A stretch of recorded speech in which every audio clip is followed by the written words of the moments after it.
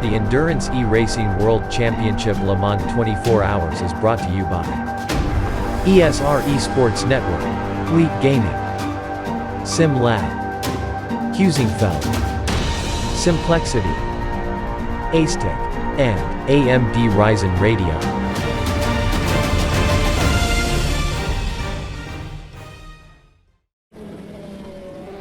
Here from Le Mans, we return to you with some a little bit of a mistake here at the Indianapolis corner for the number 64 satellite racing car, 64 satellite racing car, and Matt Strand having a bit of an issue there.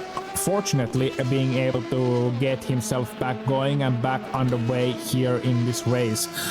And I'm Ossian Puhakka. With me in the commentary booth for another hour is Ewan O'Leary, and we were discussing spelling names, and we were discussing the treasures and the treacherous parts of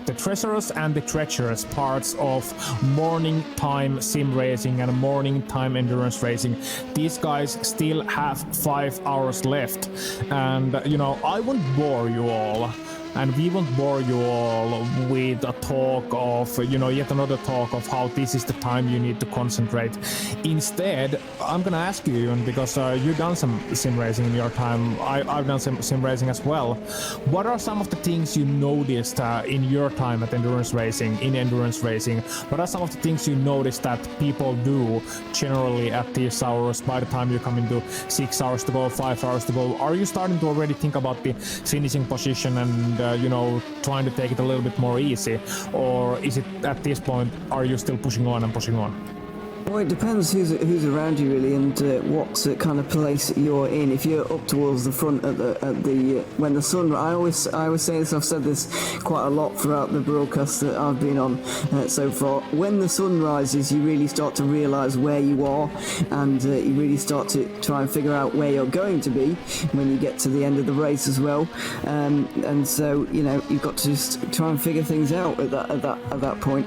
That's always kind of a marker for me anyway. When the sun rises, especially as a commentator, you start to kind of outline cars, and then it really does get exciting towards the end of the race. We've got the sunlight now. We've had for quite a few hours now, a couple of hours, maybe two, that we've had the sun rise. Of course, this in game, this is set to sometime in June, so that's why we're seeing the sun up so early, to replicate the real life Le Mans just a little bit more than in this year's Le Mans, for example.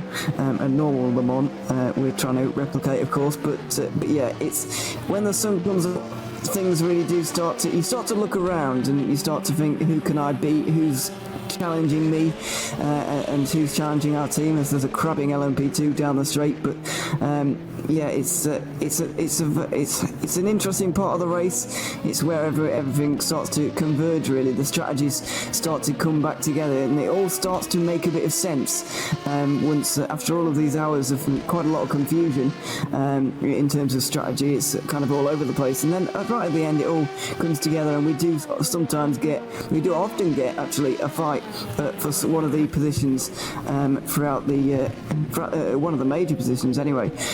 But I can see in the YouTube chat at the moment, the Fair Racing Team guys are feeling a bit sorry for themselves, and it is really unlucky for them.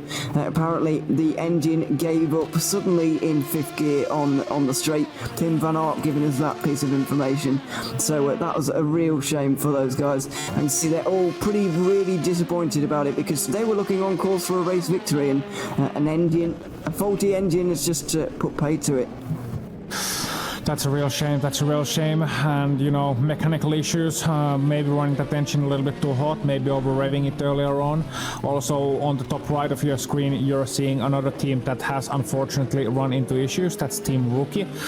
The 337 entry, Angus Tong behind the wheel of that one, stationary for a long time at the pit entry, and then making themselves their way finally into that pit box, taking what I can only imagine are some lengthy repairs. That car doesn't look healthy at all, certainly not the way that LMP2 car came out of the factory floor, but they're gonna hope and try to make their way back into this race just to finish it off. Now on the main screen you're seeing the most interesting thing at the moment on track. The 33 and the 64. 1.3 seconds separating them as Matt Strand had a bit of an icy moment here at the Porsche curves. Yeah, just really difficult section of the racetrack there, and just clipped the wall on the right hand side of the track and just went straight on through that section of the Porsche curves. Fortunately for him, there is no wall there anymore. If that was a few years ago, he would have been straight into that wall and had an awful lot of damage on that satellite racing car, but fortunately for him, it's not there anymore, and he's been able to get away with that pure big wiggle that he just had on the entry to one of the left-handers at the Porsche curves. He'll be lucky and he is lucky to get away without real problems with that one, and he's continuing on with his day, but he's got a drive-through penalty for avoidable contact, and so this battle that he's about to have with the drive game seat car Marco Slanzi, you can see just 1.5 seconds in front, won't actually matter too much because he will drop behind them once more when he actually serves that drive-through penalty. Yeah, but still, a battle on track is a battle on track, and I'm sure he's, more than eager to take it on, I suppose, Matt Strand, in that number 64 satellite racing car. So 2.5 seconds now the gap ahead, rising a little bit at the back straight. I can only imagine 33 has gotten himself some draft there, and indeed he had a nice little draft from what I believe is a GD3 entry, and as a result of that, Marcos getting a little bit more away. So it's really been those LMP2s that have been having trouble in the rain and still are. Look at Slancy, they're on the corner exit, and you can really see the difference between the prototype and the GD car there, with the GD3 car almost catching him up and almost passing him on the exit of the second Mulsanne chicane, whereas the first Mulsanne chicane, while Slancy was having a bit of a slidey, really. Yeah, he was struggling out there at the moment, not quite as quick as the car in behind him of Matt Strand, but these two now look like they're going to battle once again. He did Matt seen in the last commercial break about 10 minutes ago, by the way. Strand did get through, but when we returned, Strand was off in the gravel on the right hand side at Indianapolis, so he's had to relinquish that position again, and now we are going to see this battle recommence between the two of them, and we may see a battle begin to develop as well for the lead in GT3 for the first time in a long while. The DSR Nightmare team have just recently been in. Ricardo Costa and Wanako are right in behind them at the moment. 4 and a bit seconds separate them as it stands. So that's going to be an interesting battle, but I think Wanako have to make another pit stop to get back on schedule. Either way, it's been a great recovery drive from them, and they've still got to look in for the race win. They absolutely do, and doing really well for themselves, have they, at this moment in time. As said, having some troubles earlier on, as you said, and now looking to make their way back just 4 seconds behind the 777 Nightmare entry. So Ricardo Costa has been really pushing it behind the wheel of the 77 car. Last time around, looking at those lap times, 4:09. I am actually reading that correctly. 4:09.3 for Ricardo Costa. That's a GD3 lap time, mind you. The next fastest GD3, I'm gonna look a little bit further down the list for this one. I can't help but imagine it's gonna be a little bit down. Yep, it's the one of the Musto GD-eSports cars, actually. The number 94 Musto GD-eSports with a 4:13.8. So right now, let me repeat that for you. Ricardo Costa is 4 seconds faster than any other driver in his class on this racetrack. He is morphing into another level of driver. He is right now close to really touching heaven with his driving ability, and we can only hope that it stays on this way, because this is some unbelievable driving we're witnessing here. Yeah, it's one of those lap times where you just have to stop and look at it twice just to make sure you didn't read it wrong. Yeah. And it was just so insane. And he's really closing in now on the DSR Nightmare team, who have been steady and consistent rather than all out quick in this race. And that is how they've managed to get themselves into the lead. And so, yeah, that's a great battle that's going to develop a little bit later on. I think as well, though, that we're going to see the Puhakka car in before too long. I don't know when they're next to your pit stop, but it can't be too long from now, and they've really got to start making some more inroads into DSR Nightmare, because I still think they are a pit stop behind, although you never know where these strategies are going to fall with the end of the race. They could end up in a similar situation as this, as we now have the battle for fourth in LMP2. Matt Strand pulls to the outside and of the drive game seat car. He gets that done under brakes on the front straight, on the Mulsanne straight, and yeah, he is up another position as ProSim seem to be a bit of a disaster. Let's try and find out what's happened to them. They're going slowly on the run up towards Tete Rouge. It's allowed Jerne Simoncic to unlap himself, and that's very ominous for ProSim's second place. It is, so the 007, the James Bond car, is really having some issues right now. Being able to get himself back on track, yes, but cost him a lot of time. We also have a car around in the last corner of the Ford chicanes. I believe that was a GDE entry, and he is also back on track, and that is the... Can't really see who that is. Yeah, it seems that actually DSR Nightmare have had a bit of a spin somewhere, because they're now 7 seconds behind Ricardo Costa. 777, yeah, that's it. Yeah. So that's a GD3 lead change. Yeah, it is, and yeah, right there for everyone to see. A bit of a shame that it was done in that way, but it's you can't really choose these things, and it's a little bit. It's a difficult part of the race, and that's all that can be said about it, really. Things that you can see the light at the end of the tunnel starting to creep up with less than 5 hours before the end of the race now, and the home stretch is really on now. All these guys are on it anyway, so the mistakes are starting to creep in, as you would expect at this point in the race. Mistakes are just beginning to creep in and affect the race just a little bit. I can't help but wonder how relieved that 77 Monaco car right now is. Ricardo Costa, he's certainly putting in the lap times. He's continuing to pour it on. 409.4 once again. That's faster than some of the GDE cars. That's how fast he is going right now. He's absolutely pouring it on. But, you know, at some point you must think, okay, are we still going to apply the pressure even if they made a mistake? Are we still going to, you know, extend the gap? Do we want to, you know, see this car to the end, see how fast we can do? Or are they going to at some point think, you know, we have to lead, they can't match us on pace. At some point we have to slow a little bit down. But I think that would be a mistake, because you don't want to slow down a driver when he is in a charging mood. You want to see them, you know, charge and charge, because I think he's happy in that car. I don't think he thinks, you know, he's pushing the limits at all. I think he's, you know, in that groove where everything just comes to you naturally. And if somebody starts to talk about him, about lap time targets, about pace, about, you know, slowing down a little bit, I think he just might lose concentration, as ironic as that sounds. I've seen it happen so many times. Yeah, we do see it quite a lot. When you just take your foot off the gas, the mistakes do creep in, because you suddenly, when you're doing these corners at just at a lower speed, just to make sure that you don't make any mistakes, or you think you're doing that, but then you arrive at the next corner at a different speed because you've done the last.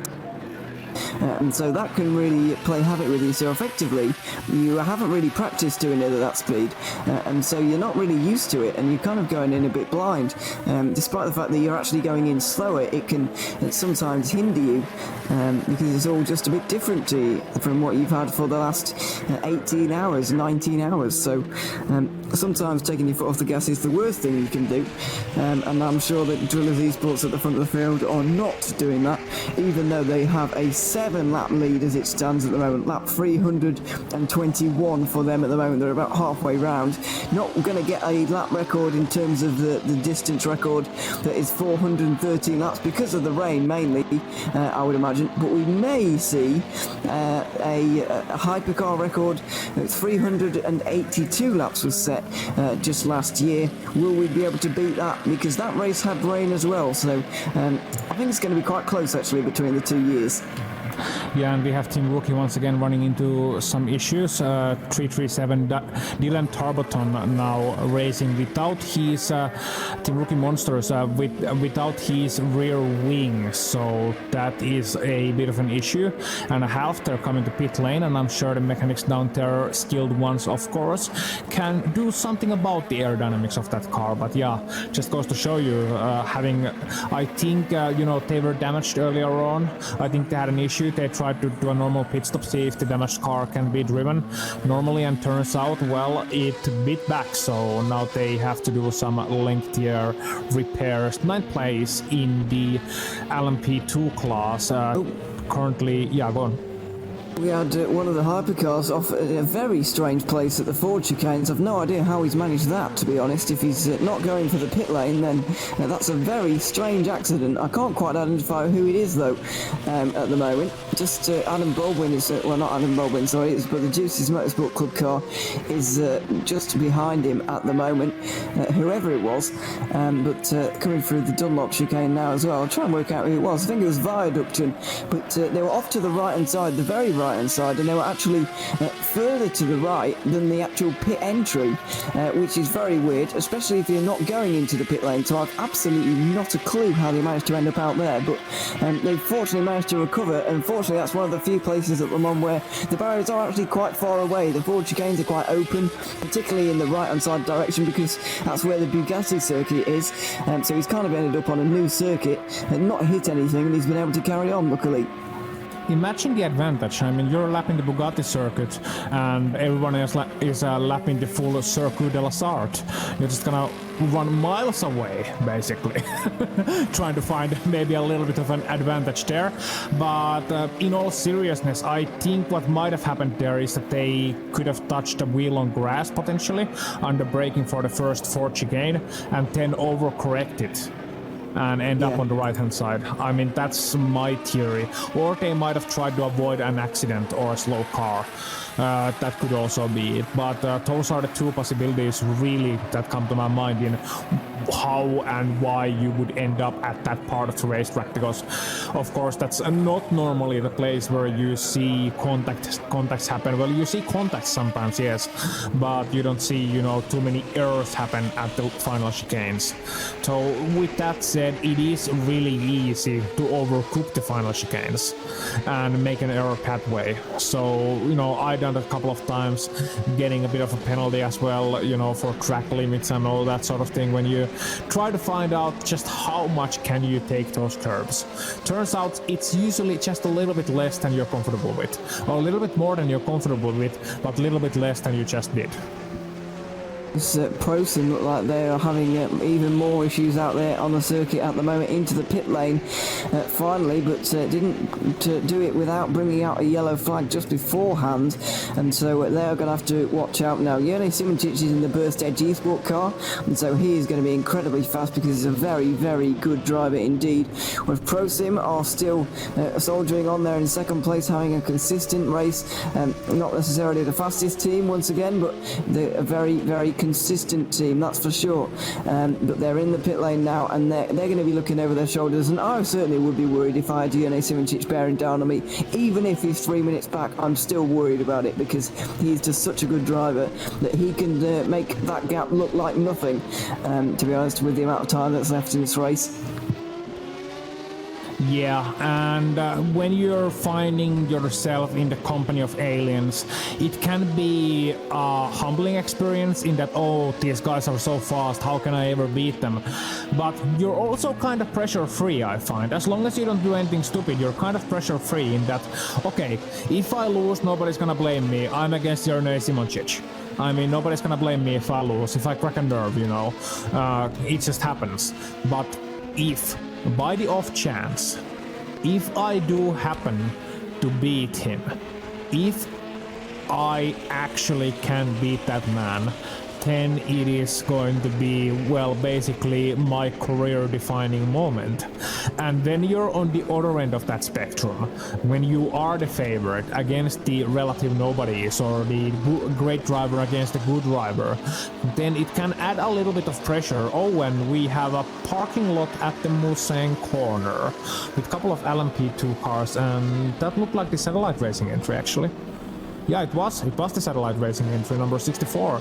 They were just around, and I think the 17 may have had a moment there too, and that's the class leader, Ernest Lappins, and I do believe, let's see trackside on this, because I was sure I saw some damage on the front of that car. I'm not quite sure, but difficult to identify from this angle.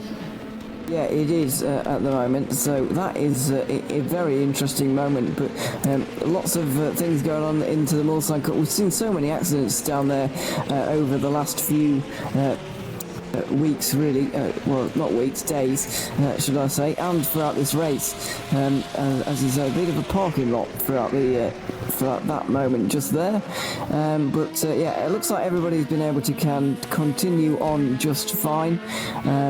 Satellite lost a bit of time, and they're now 30 seconds behind Marco Sanzi because they took their drive through. Ernest Lappins still has a lap and a bit on the field.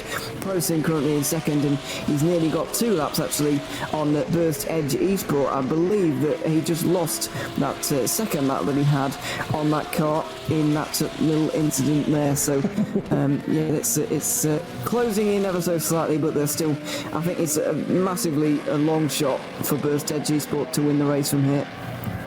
It is, it absolutely is, but I've been watching a couple of those guys like ProSim and Ernest Lappins in that number 17 car, the way he's handling the traffic right now. I want to say his lap time, if it was actually him involved in that contact, or if he just happened to be passing by the place. Lappins last time around, that is a 3:57, so that's not necessarily his hottest lap time in the LMP2 class, considering Simoncic is doing a 3:48 and Marcos Lance is doing a 3:50, so I think it was him involved along with Matt Strand, who had a poor lap time as well in the Mulsanne corner. But you know, Lappins is still doing quite well, the Latvian driver, of course, and heading on to the back straight, from their straight one more time. Currently, they have a fairly safe lead, but I don't think, you know, how safe can a lead be? How safe are you with 4.5 hours to go in the race?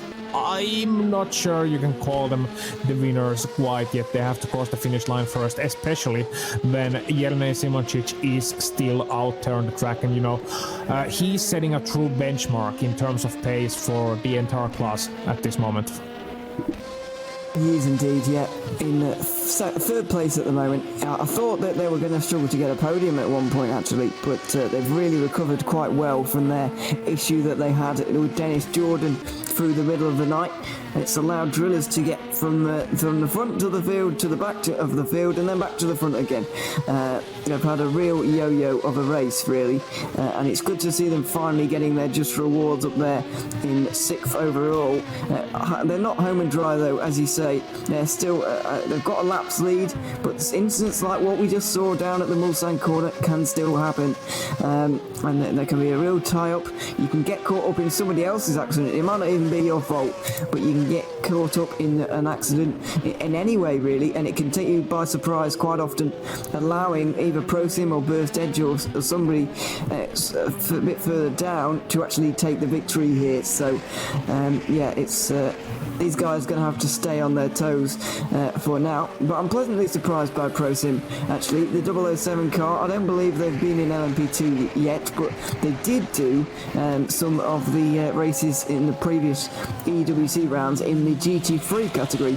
Had a great battle with DSR Lab in the closing moments of the Sebring race, and that was a great battle to see. ProSim ended up losing out on that one though, I'm afraid, and they didn't do the Nürburgring or Matsusaka races, but they're back for Le Mans, and back with a bang really. Second place in that category is absolutely brilliant for ProSim, and no disrespect to them, but they were not one of the teams I outlined at the start of this weekend as one who could actually get up there in a very competitive LMP2 class, but they've held their own extremely well. They have, so hats off to them, defying expectations and showing that experience matters as much as pace, if not more. You know, to finish first, you must first finish. Or as I say, to finish first, you must first be finished. it's one of those things. It's one of those things. But speaking of nationalities and drivers, let me tell you about the man from Edinburgh. We mentioned him with Nick earlier on. We mentioned the tale of number 47, Seawolf Net Race Motorsport. Well, those guys now have their ace in the sleeve, also behind the steering wheel. Ibrahim Khan, currently pounding the 47, and he is fresh from the pit lane, also fresh from the shower, I shall hope at least. He had a shower earlier on, and I do wonder if he's gonna take that 47 to the end, because they are one lap down on the 68 at this moment. And there's still 4.5 hours to go, so it might be a cracking battle should it come to it. He's certainly crazy enough to go to the end of the race. We saw that earlier on. I think, what was it, 11 hours of driving he's done so far in this race. He has got teammates, by the way. He's just choosing not to use them at the moment. He's got 3 teammates. We've seen all of them in the car. Well, I didn't see Marcelo Tocco in the car, actually, but I'm sure he has been in there at some point. All 4 of those drivers will have been in at some point now. But there's no fair share rules, as we mentioned with Nick about an hour ago. There are no fair share rules in GTR, so you can do as long as you want. It's really up to the teams with what they decide to do on strategy, and I think that's nice actually, to give teams a little bit of flexibility.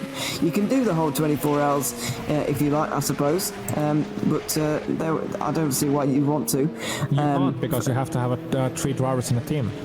They all have to drive though.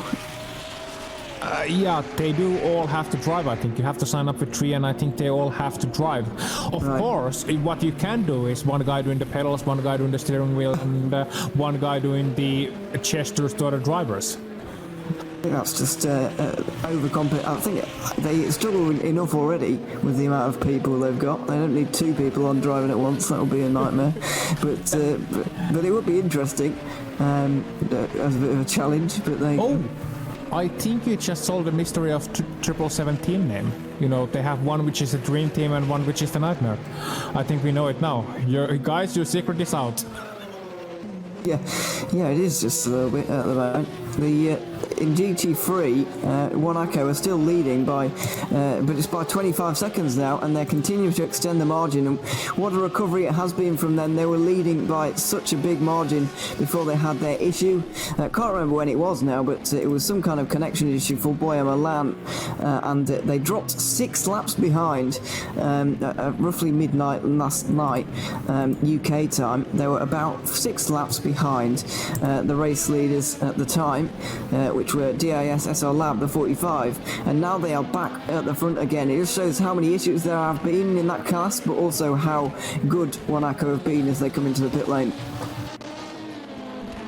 They have been absolutely brilliant in this race, and the pure raw pace and the driving ability that was on display earlier on. I mean, those lap times Ricardo Costa was putting in, it was absolutely a blistering stint, and I wish we could have covered it more, because he was on it all the time, putting in incredible laps, mastering the conditions to the T, and finally forcing the 777 Nightmare to that one error, which then led them to drop that class lead away. So the 77 car, Monaco car, is certainly now the favorite to win that class, but they still have to bring it home, mind you. And you know, to bring other things home, how about we step aside for a moment and have you enjoy some of the commercial opportunities from the partners of GDR24.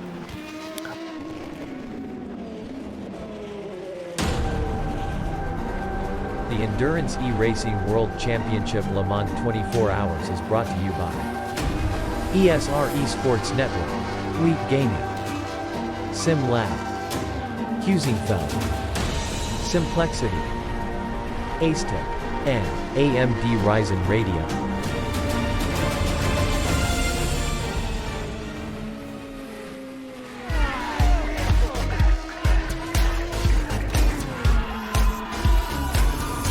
Do you like games? Do you like esports? Do you hate watching laggy streams of tournaments on 13-inch screens? Oh my god! Of course you do. But you don't have to worry about that anymore. He has a jump, son!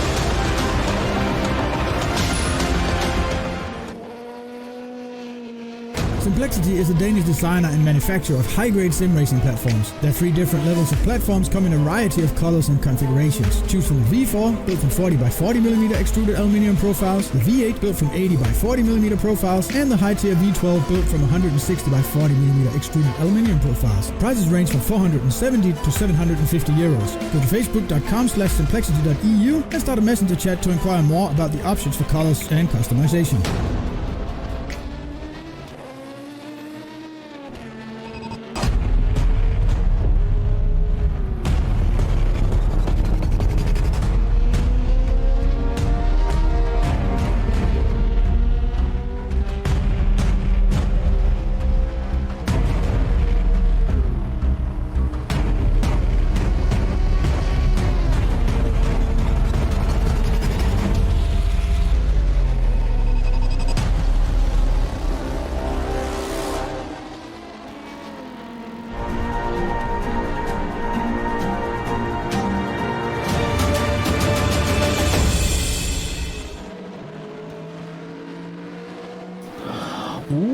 Welcome back to 2020 Endurance E-Racing World Championship, the final round, GDR 24 Hours of Le Mans.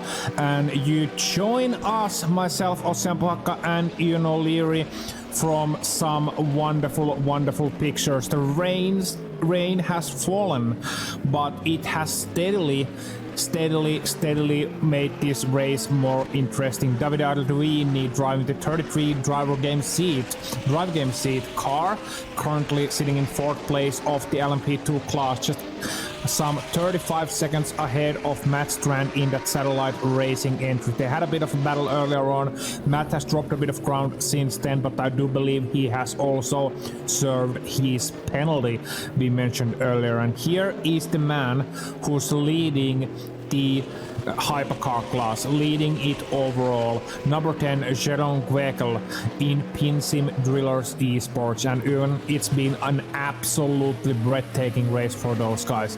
Haven't put a foot wrong, and a 7-lap lead. Yeah, they fully deserve all 7 laps of it as well, because as you said, they have not put the foot wrong throughout the whole of this race so far. We don't want to put the curse on them, of course, and see those guys crash out or something like that at this point. But as you mentioned earlier on, I think they could afford the disconnection almost at this point. That is the kind of lead they have. Obviously, they're going to want to avoid that, and it's going to be a very good victory for them if they're able to keep this margin.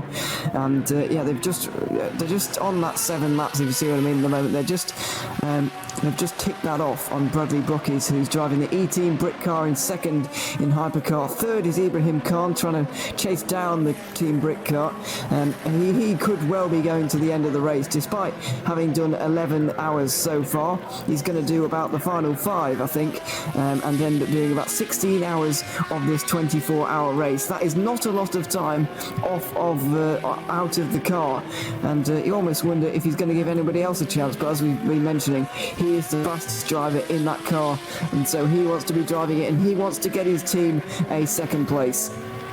Absolutely, and he's been, well, we said a lot about him, but what can you say, the attitude on that man. They had an unfortunate disconnection, and then they come back to the race, still fighting on, still trying to get that second place back. And if it was pure power of will, if it was just pure willpower, I think that man would have taken it already, but he has still some driving to do, as Matt Strand is having some difficulty navigating his way back to the pit lane, eventually finds 5th place in the LMP2 category. Now, continuing our little run down the order, I believe we will go to the LMP2 class next, where it is the number 17 Ernest Lapins driving the sister team, of course, of the overall leaders, the number 17 PINSIM Drillers Esports. They only recently re-acquired the lead of the class after the heartbreak that fell upon the 334 Fair Racing entry. Those guys were in a surprise lead for quite some time, but have now been relegated all the way to 6th in class. In second place, we talked about surprises earlier on. We mentioned guys who were not on our list to be this high up the order, but have surprised us. How about the 007 Pro Sim entry? You mentioned even earlier on, they have been a little bit of a trump card in this race, and certainly showing their pace so far. Yeah, they are. And second place, just keeping it clean, really, keeping it consistent, keeping it out of the walls, out of other cars, and they're getting a good result at the moment. If they were to able to get a podium in this race, I think that would be pretty much a win for them. They have 2 minutes and 48 over Yone Simontic, who is bearing down on them, I have to say. And if they're able to hold on, then it would be an absolutely fantastic drive for them, and I'd love to see them do it as a bit of underdogs getting on the podium. That would be great to see. Yeah, it's a tall order from them at this point. I think they are going to get a podium because they've got almost 2 laps over the drive game seat Davide Arduini car, so I think they're going to get a podium. That's going to be great for them, but whether they get second or third is the real question I have at the moment. Well, I would be too surprised if they do manage to get a second place in this race, gentlemen. Oh, hello there, Alex. Speaking of turds. Why did I expect to have that introduction from yourself, Ossian? I can, leave you guys all on your lonesome for the final half hour before I hop on full time, of course, here in the actual broadcasting tower here at the Circuit DSR, just on the inside of the Ford chicanes. I have my ever faithful colleagues alongside me, and it's good to be back here, guys. Ewan, you must have enjoyed the bit of time that you managed to get on the stream after waking up. Yeah, I got. Sorry, Ossian. Yeah, no worries. I was just about to say, your ever faithful colleagues, the cup of coffee, the tire stack on the left, and the empty chair on the right. I mean, to be fair, yeah, it's not a cup of coffee, it's actually a cup of soda because I need something with sugar in it to wake me up a bit more. But no, I've done basically every job now. I was doing your cameras for the first half an hour of this stint as Niels had to hop off. So we now have the ever faithful Peter behind the screens to carry on with the cameras, and of course myself here to join you guys to have a bit of a laugh before we come to the end of U2 and bring it back to to me and hopefully Yusef, as he's still asleep, in the studio. Yeah. Thank you, and well, that's very interesting indeed. Great to have you back, Alex, not gonna lie. So, while you've been sleeping, we had some drama earlier, but we also had a great night of racing, mentioning a couple of these guys, continuing our run down the order. Actually, Alex, wouldn't you fancy giving us the rundown of how it looks on the GD-E class, which has been hotly contested throughout the day? Yeah, of course. Tiziano Brioni in another 53. That is the Musto GD Racing Ferrari. Those guys simply untouchable since the start of this race, have been absolutely flying. Have lost the lead a few times through pit stop strategy and everything else, but ever since that night phase, they have managed to keep that lead very consistent indeed. Actually, the lead getting down as small as 30 seconds through to the second place Duces Motorsports Club car of Adam Baldwin. This is the first time that he's been in the car for a long while. They actually go 3 wide in the background, as you can see, all lapping each other. But that car has been running a very solid pace, actually having Polesny actually in that car really hammering down with the worst of the weather. And obviously in third place is the 51. That is the World of Sim Racing iZone car of Blazej Mojsik. And that car has been running a very solid pace indeed, but has just not really managed to catch up to the back of Baldwin. But of course, they do have that 3-lap lead over the 4th place car of Matt Webb, which is the Simply Race BMW. That car has, let's face it, had an atrocious race in terms of both luck and just, you know, the way that things have gone for them. And they are still ahead of the number 166, the ID Sim Sport car. That car now ahead of its sister car by a long way. The sister car dropping down a very long way due to issues earlier on. And these guys have just managed to keep the car, the ID Sim Sport team, at least running inside the top 5. Yeah, they have indeed, and that's everything that's going on in GTE. And in GT3, we have DSR Nightmare leading by just under a minute now to Puhakka, and then just under another minute separates them to Sim Racing Motorsport. The top 3 in that class separated by just 2 minutes. Oh no, that looks like a disconnect for the E-Team Brit car. Yeah, the number 68 has disconnected from the server. Second car overall, just bringing you back. Sorry to interrupt your GT3 class rundown, but had to bring that back. So indeed, the 68 has disconnected. This could put Viaducton onto the podium, actually, because it's 3-lap penalty when they return. So yeah, actually that could put Thomas Hinds in the Scuderia Basilia hypercar to 4th, which means that that car could potentially snatch a podium if Viaducton fall into issues.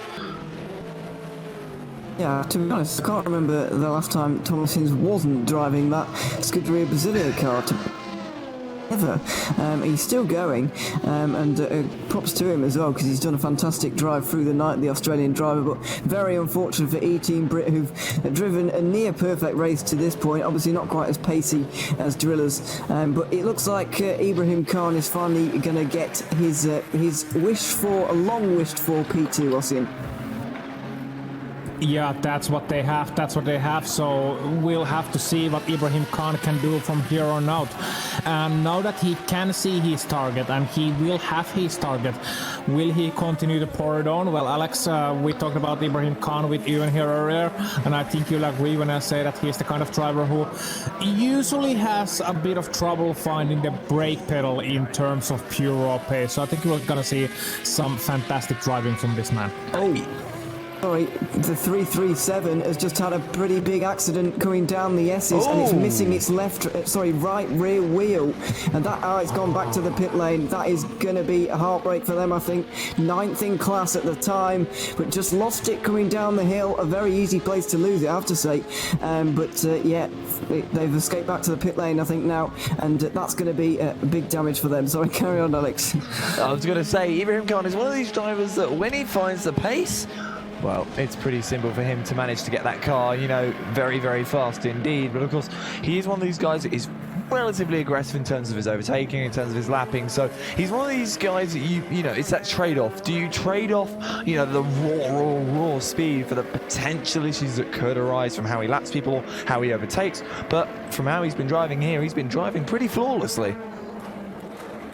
There he has. Oh no, and the Pro Sim car is gone. Oh no. A lot of issues for these guys in the morning hour. It seems like something wrong with multiple drivers. The 68, and then we had the 334 having a 337 having a driving error. Now the Pro Sim is out of the server as well. So lots of issues for the drivers, lots of bad luck, and you know the Pro Sim team, they were on the 2nd place. Yeah, yellow flags are flashing everywhere at the moment, by the way, because the E-Team Brit car is off and in the pit lane, so ProSim and the Rookie Monsters car as well. But yeah, unfortunately, with these long races, this is a huge track that we have here at Le Mans. We can't get the replays out on the stream, unfortunately, which is a shame. We'd love to show you what happened again, but they're kind of broken because of the amount of data that they're really collecting at the moment. And I'm also seeing there's a car from the background on my I think that's screen. Drive Game Seat, who are actually off somewhere out there on the circuit. Don't quite know where that was though, Alex. That is Mulzon Hairpin, Davide Arduini just looping it around in the background. I saw it in the back of my screen just as we were. I was keeping an eye on Ibrahim Khan, and just seemed that he lost it on his own. Maybe a bit too much speed through the mid corner. It just loops the car around there. But of course, it's this sort of time of the morning where the drivers that have been in over the night maybe just starting to get a bit fatigued, maybe starting to make just a few more mistakes. But, you know, also with that ProSim car dropping out now, it does mean that Burst Edge Esports will promote up to second. They are 2 laps behind the 17 car though, but if issues have befallen the ProSim car, what's to say they couldn't befall anyone else, chaps? Absolutely, it's certainly possible that there could be more issues in this race. I don't think we're done with the issues either for these drivers. It is an endurance race after all, and things tend to go wrong. If they can go wrong, then they tend to do so. Yeah, a few unfortunate incidents in the last few moments. I hope that all of the drivers involved will be able to get back on the server and back involved in this race. But it looks like Burst have been promoted a place, and Drive Game Seat look like they might have a shot at a podium here in LMP2, which is great news for them, Ossian. It absolutely is, and you know, with our LMP2 class leader in the pit lane as well, that's gonna put the gap down a little bit. But yeah, Drive Seat, the number 33 team, suddenly looking like a shoe-in for the podium. So, you know, Davide Arduini and those guys must be absolutely pleased about that, no matter how it comes. That's what you want. You want to stand on the podium. You want to win, of course, but you want to stand on the podium by the end of it, to have something to take away from this event, to have, you know, some sort of pride, some points as well, very important for these teams, and something to defend coming into next year.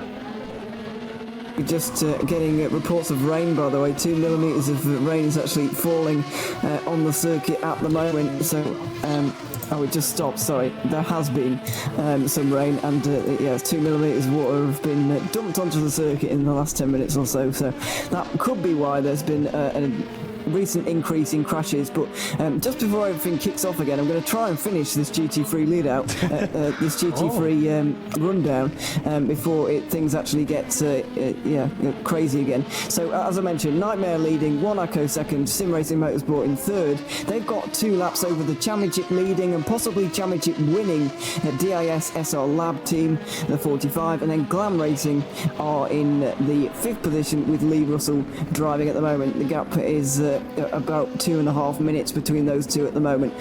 So yeah, it's Nightmare versus Monaco basically for this race win, and Monaco are looking very quick indeed. It's hard to discount Boya Milan as one of the fastest drivers in this circuit right now. He's just so quick, and it's a remarkable recovery actually, Alex, from where they were not only a few hours ago. They were 6 laps down at worst, and now they are challenging for the race win again.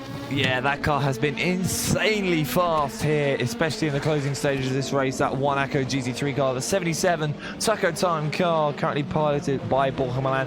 Nico Barkley and Ricardo Costa absolutely smashed the gap down earlier on during the night. They were pushing on a really different strategy, basically short fueling the car to get the most out of the wet tyres, and it paid off. And then a slight accident for Nico Barkley put that car back out of kilter, and they've now been about 3/4 of a minute behind ever since, but have still been running insanely fast lap times.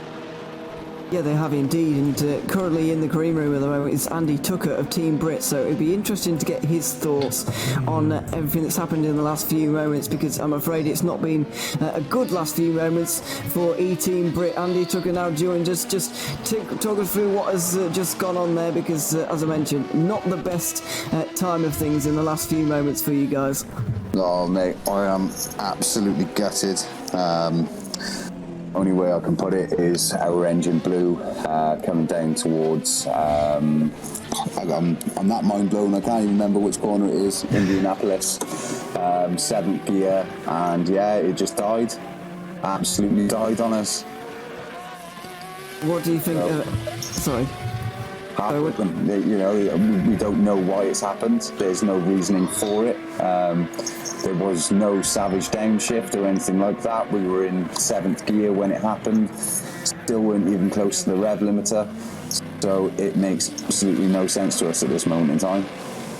Oh, it's such a shame for you guys because you managed to avoid all of the bad luck earlier on. Managing to benefit from the issues for Viaduct and for Seawolf when they had their big accident as well. And you know, yourself, obviously, Bobby and that lot managing to really push up during the night, which was great to see. And then just suddenly the engine goes. Meanwhile, just looking at the Pro Sim car that's back on circuit, having a bit of a moment coming through the chicane. But Andy, it is just, I'm heartbroken as well, especially, you know, as good friends of you guys, it is just heartbreaking to see, but you're still in 5th, still a shot of you to be able to pick up that 4th place and potentially even 3rd if issues happen to Viaducton. Well, this is what we're thinking. We've woke Bobby back up. So he's not going to be happy. Do you know what? He was elated because when I did, I said, look, we're in 2nd place. I think maybe we should get you back in the car. So he sat there thinking, yay, happy days, you know, I get to push on a little bit more. And then as soon as he joins TeamSpeak, bang! I just hear him kicking off, and I'm thinking, yeah, I know exactly why you're kicking off, mate. I'm close to as well. I've been up since the very start of the race. I haven't had a single moment's sleep. So yeah, I'm gutted and fuming right now. I would say that car hasn't been driven as if, you know, it would be driven to the edge of an engine blow up as long as the temperatures have sort of been kept in check. But it's just a shame to see that happen. But hopefully you guys can kind of recover it. Well, we're back on track now. We're going to push and see what we can do. We're sat in 5th. I'm not sure how far back we are, but yeah, this isn't over for us. We're going to push on and see what we can pull off. Like we said before, this was meant to be just a fun race for us. So yeah, it is what it is. We'll try and make some paces back up, and if we can, great. If we can't, such is life. Stuff happens. Such is life. C'est la vie. We move on.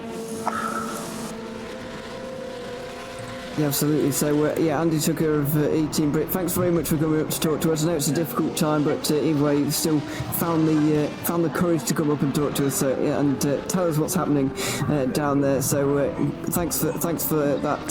Thanks for joining us, and good luck with your charge back through the field in the next 4 hours. I know there's not much time to make it up, but we wish you luck either way. Brilliant. Cheers, guys. We'll put a battle in, that's for sure. That's great to hear. And also, gentlemen, you mentioned Ossian about Thomas Hinds or yourself and Ewan. I just got how long he'd been in that car for, gentlemen, from the man himself. Does anyone want to take a guess?